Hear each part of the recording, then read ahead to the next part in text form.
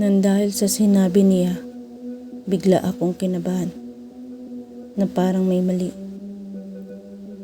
at nagpaalam na ako na babalik sa pinag-iistayan ko. Kinagabihan, tinanong ko ang mga taga-baryo at doon ko narinig ang kwento. May isang babae raw doon. Pangalan niya ay Isabel. Isang engkanto na umibig sa tao. Pinili niyang talikuran ang kanyang mundo para sa lalaking mahal niya. Magpapakasal na siya. Ngunit sa araw ng kanilang kasal, habang tumatawid sa tulay, may humila sa lalaki pababa.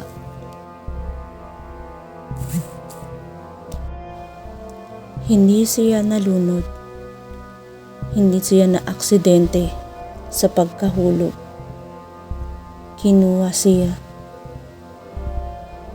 siya ng mga nilalang mula sa ilalim. Mga engkanto na galit sa pagtataksil ni Isabel.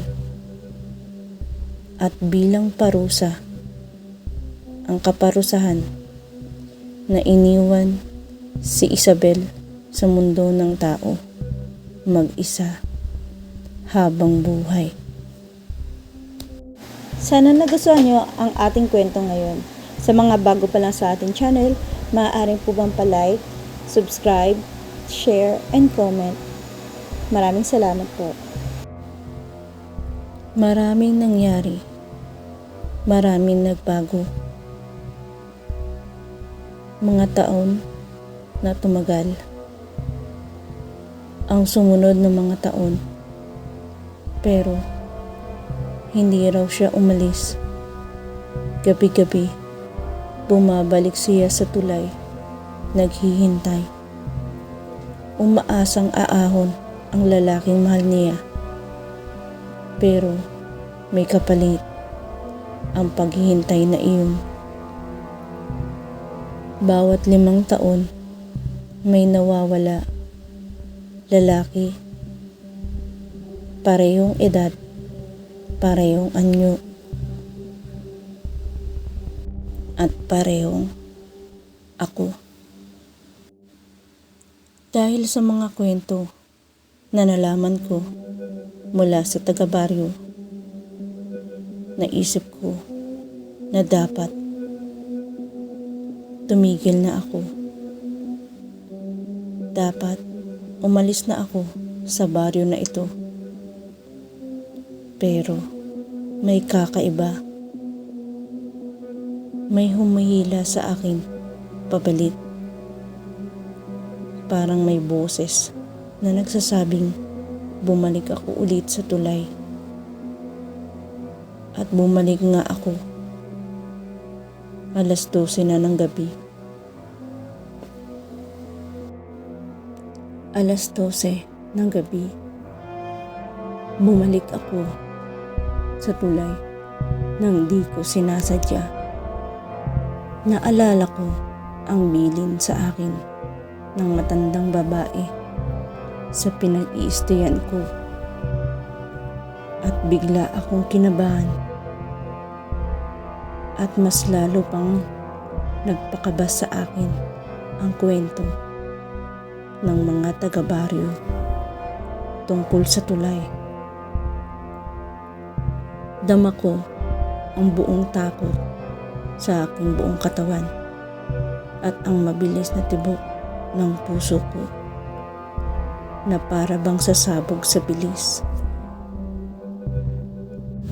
At doon, may nakita akong isang figura. Sana nagustuhan nyo ang ating kwento ngayon.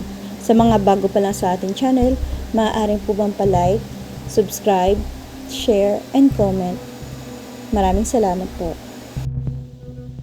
Sa di kalayuan, natatanaw ko na ang tulay at kapansin-pansin ang isang figura ng isang babae roon sa gitna ng tulay.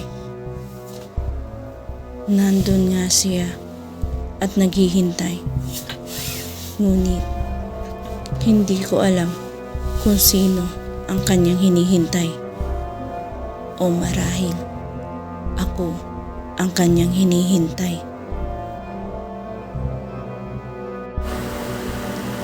Andun siya, mas malinaw, mas buhay,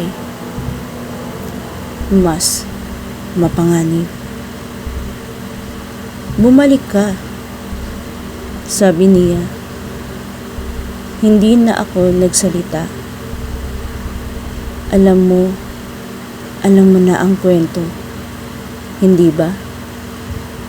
Tumango ako. Kung ganun, alam mo na rin ang katotohanan. Anong katotohanan? Ngumiti siya at doon ko nakita ang kanyang mga ngipin. Matutulis, hindi pang tao. Hindi na siya babalik, sabi niya. Patay na siya. Umiling siya. Hindi. Mas masahol pa. Unti-unti siyang lumalapit. Buhay siya, pero hindi siya tao. Nanlamig ang dugo ko. Asan siya? Itinuro niya ang ilog at naroon siya. Biglang gumalaw ang tubig. At sa unang pagkakataon at may nakita ko mga anino, mga kamay,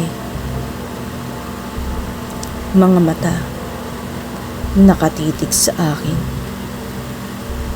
Sumama ka na sa akin, sabi niya, at makikita mo siya.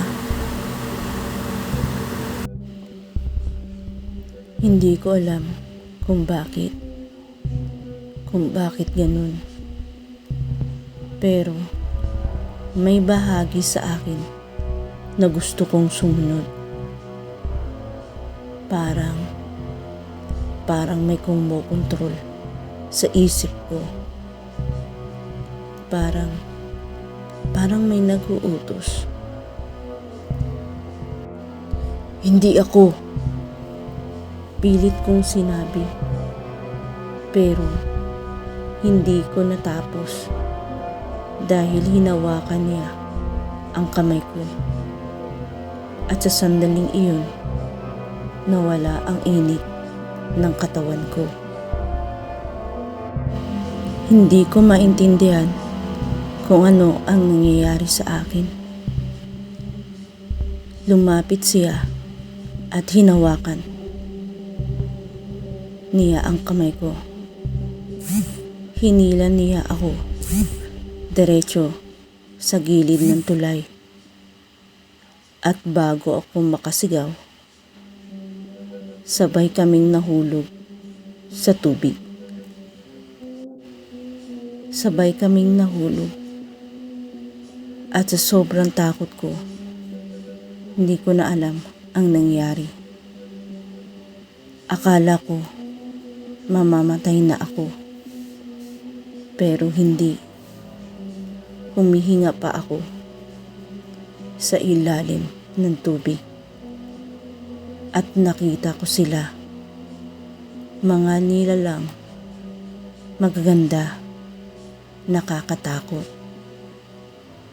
Ang mga engkanto.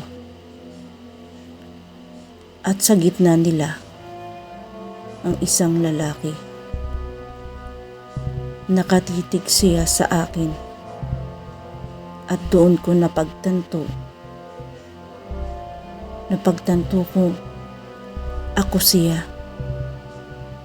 o siya ako. ang sumpang paulit-ulit. Ngayon, naiintindihan mo na, bulong ni Isabela. Hindi ka bago. Hindi ka rin nauna. At higit sa lahat, hindi ka nahuli.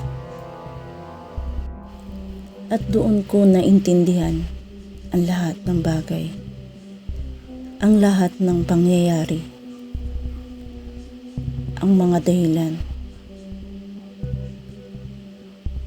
Ang lalaking hinihintay niya ay paulit-ulit na bumabalik sa iba't ibang anyo, sa iba't ibang panahon.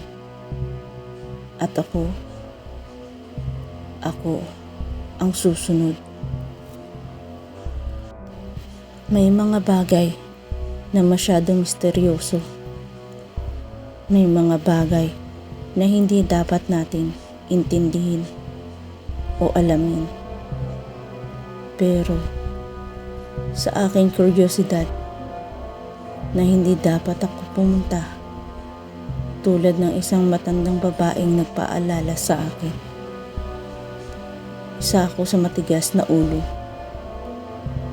Isa ako sa hindi nakinig. Ngayon, narito ako sa tulay, kasama ang babaeng aking minahal. Sabi niya na ako raw ay bumalik para sa kanya. Kung sakaling makarating ka sa baryong iyon at makita mo ang tulay, huwag kang lalapit. Huwag mong pansinin ang babae doon, ang babaeng nakaputi. Huwag mong sagutin ang kanyang tawag. Dahil kapag ginawa mo, baka ikaw na ang susunod na maghihintay, o mas masahol pa, ikaw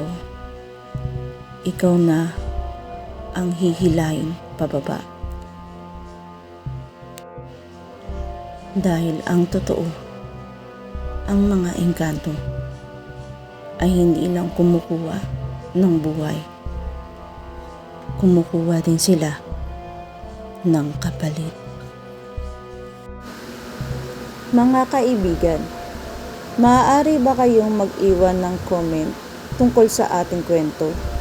Sa mga bago pa lang sa ating channel, maaari bang pa-subscribe, like, share, and comment? Maraming salamat sa inyong pagsuporta. Ang kwentong Kababalaghan.